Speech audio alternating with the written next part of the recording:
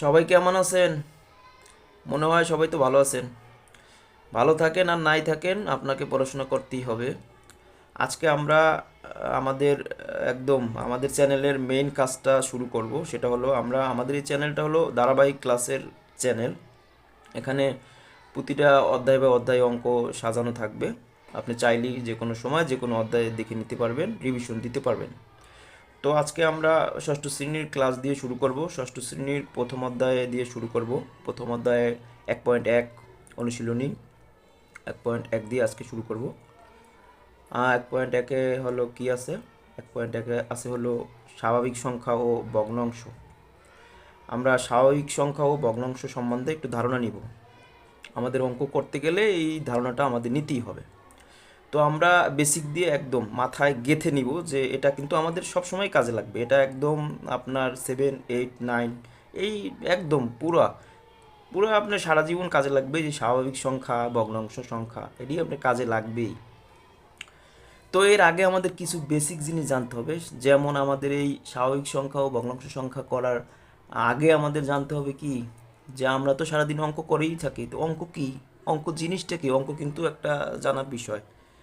অঙ্ক যে আমরা করি ঠিক আছে, কিন্তু আমাদের অঙ্ক সম্বন্ধে ধারণা থাকতে হবে যে আসলে অঙ্ক কিন্তু একটা অঙ্কের মানই আছে। তো অঙ্কের কিন্তু একটা ইংরেজি শব্দ আছে, সেটা হলো ডিজিট। ডিজিটের বাংলা হলো অঙ্ক। অঙ্ক মোট 10টি। এর ভিতরে আমরা কি কি 10টি সেটা কিন্তু আমরা জানব। সেই 10টি হলো 1 থেকে 9 পর্যন্ত। এরপরে একটা জিরো, জিরোটাও একটা অঙ্ক। এরপরে কোনো অঙ্ক নাই। এরপরে এটা দিয়েই সব কিছু তৈরি হয়। পৃথিবীতে যত কিছু আছে সব কিছু এই 9টা জিনিস দিয়েই তৈরি হয়। তো আমরা এটা আমরা জানি, লিখি, বুঝি যে এটা আসলে কি। এই যে 0, 1, 2, 3, 4, 5, 6, 7, 8, 9। প্রত্যেকটা একটা করে কমা দিয়ে দিলাম, নাহলে তো বোঝা যাবে না, বিশাল বড় আকারের একটা সংখ্যা হয়ে গেছে। এই যে আমাদের এই যেগুলা দেখলেন এগুলো সবগুলো হলো অঙ্ক। এই অঙ্কর এই এখন আমরা দেখবো এই অঙ্কগুলোর কাজ কি, এগুলো কি কাজে লাগে। এগুলো বড় বড় সংখ্যা তৈরিতে কাজে লাগে। তো আমরা অঙ্ক শিখলাম, অঙ্ক পাইলাম, অঙ্কগুলা বুঝলাম যে অঙ্কগুলা কি। এখন আমাদের জানতে হবে কি এটা এটা এটা দিয়ে কি কাজ করে। এটা দিয়ে আমরা সংখ্যা তৈরি করি। অঙ্ক দিয়ে কি করে? অঙ্ক দিয়ে সংখ্যা তৈরি করে। এই অঙ্কগুলো দিয়ে অঙ্কগুলো দিয়ে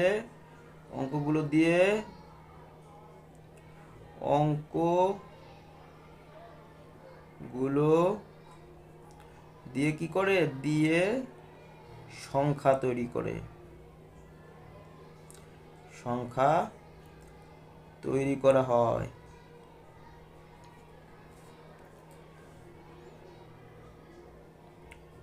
করা হয় বুঝতে পারছেন? অঙ্কগুলো দিয়ে কিন্তু সংখ্যা তৈরি হয়। এখন আমরা সংখ্যা তৈরি করব কিভাবে?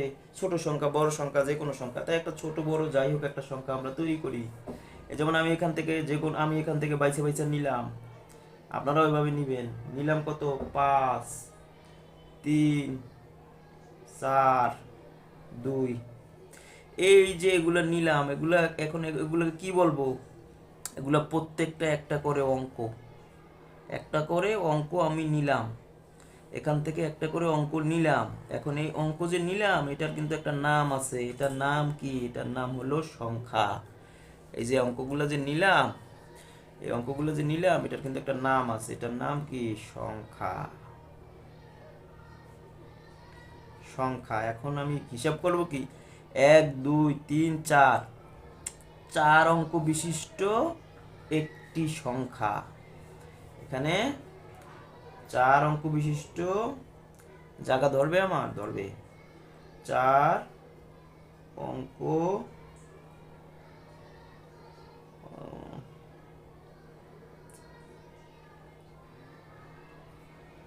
4 অঙ্ক, এখানে যেহেতু জায়গা নেই আমি একে নিচে লিখলাম, বা এই যে লিখলাম 4 অঙ্ক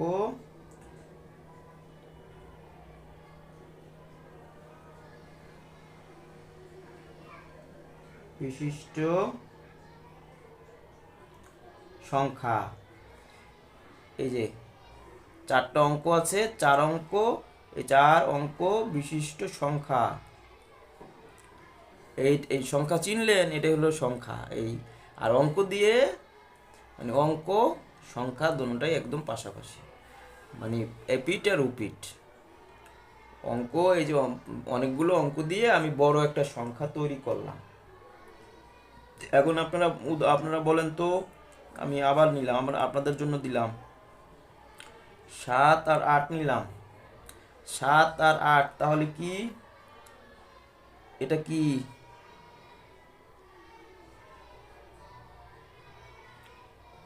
সংখ্যা নাকি অঙ্ক? সংখ্যা।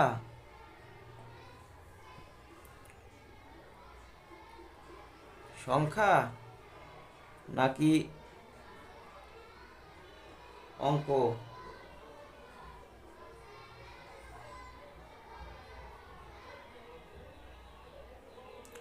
সংখ্যা নাকি অঙ্ক বলেন তো?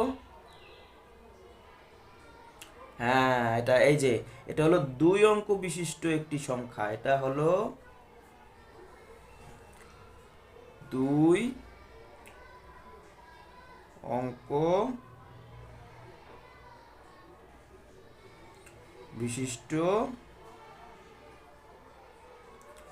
একটি সংখ্যা।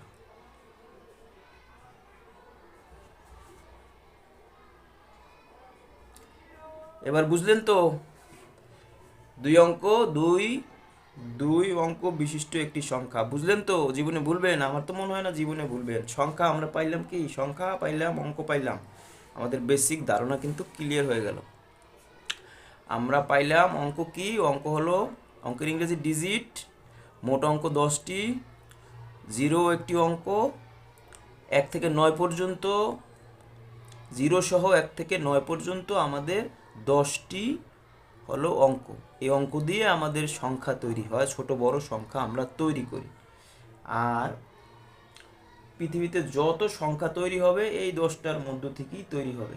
যত সংখ্যা তৈরি হবে 10টার মধ্য দিয়েই তৈরি হবে। এটা আমরা বুঝতে পেরেছি। এখন আমাদের পরের ধাপে আমরা কি শিখব? আমরা শিখব স্থানীয় মান বের করা। কিভাবে স্থানীয় মান বের করব দেখব আমরা। এখন সংখ্যাগুলোর স্থানীয় মান কিভাবে বের করে আমরা এভাবে মাথায় রাখবো, এভাবে লিখব: একক, দশক,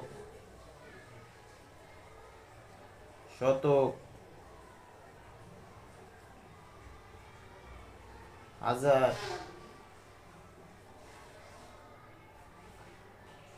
অযুত, লক্ষ, নিযুত,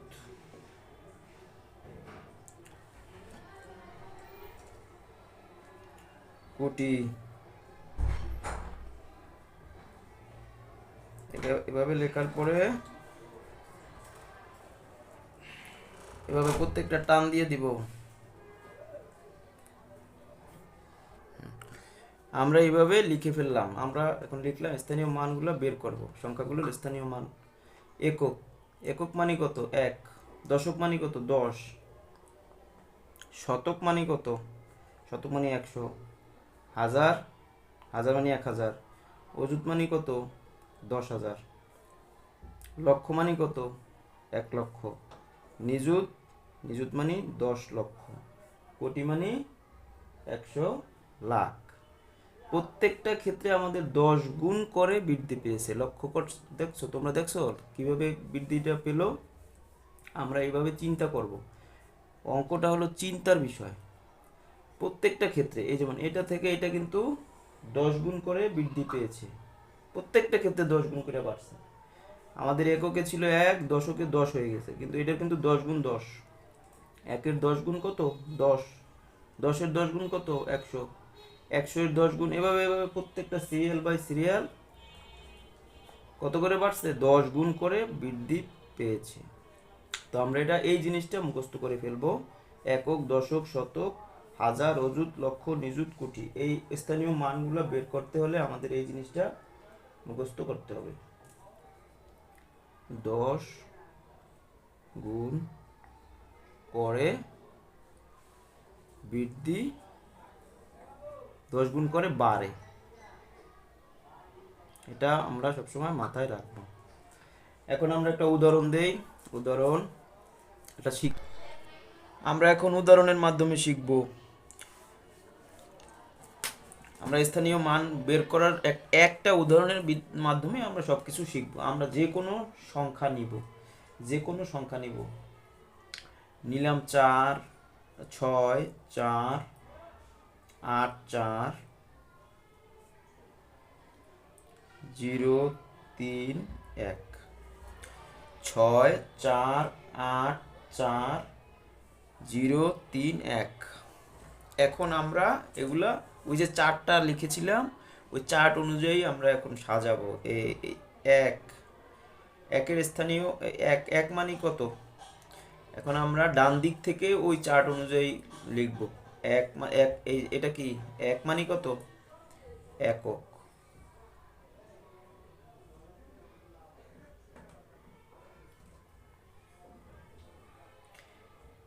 এক একক।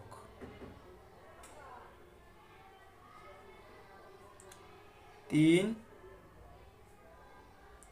তাহলে কি? দশক। 0 তাহলে কি? শতক। 4 তাহলে কি? একক, দশক, শতক, শতকের পরে কি? হাজার। তারপরে 8 তাহলে কি? হাজারের পরে কি? এখানে 8।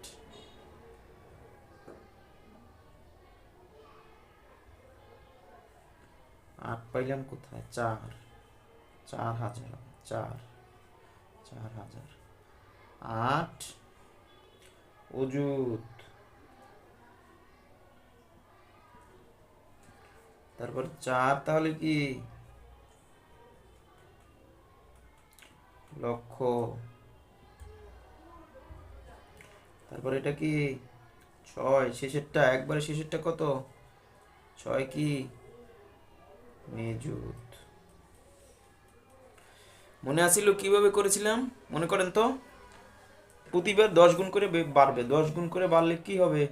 একের তো কোনো 10 গুণ করি আর যা করি এক তো একই, একক একক। 3-এর 10 গুণ, তাহলে আমরা ওই যে পড়েছিলাম প্রতিটা বারে 10 গুণ করে বাড়বে। তাহলে 3-এর যদি 10 গুণ করি কত হয়? 30। একের যা থাকবো তাই। তারপরে শূন্যের যদি শতক করি আর যা করি, শূন্যের মান তো শূন্যই থাকে। এখানে গুণ করলে শূন্যের যদি শতক দিয়ে গুণ করি ওই শূন্যই হবে।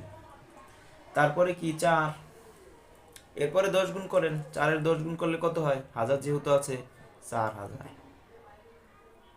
এরপরে 8-এর 10 গুণ করেন, অযুতের 10 গুণ করেন। এই অযুতের 10 গুণ করলে কত হবে? এরপরে 10 গুণ,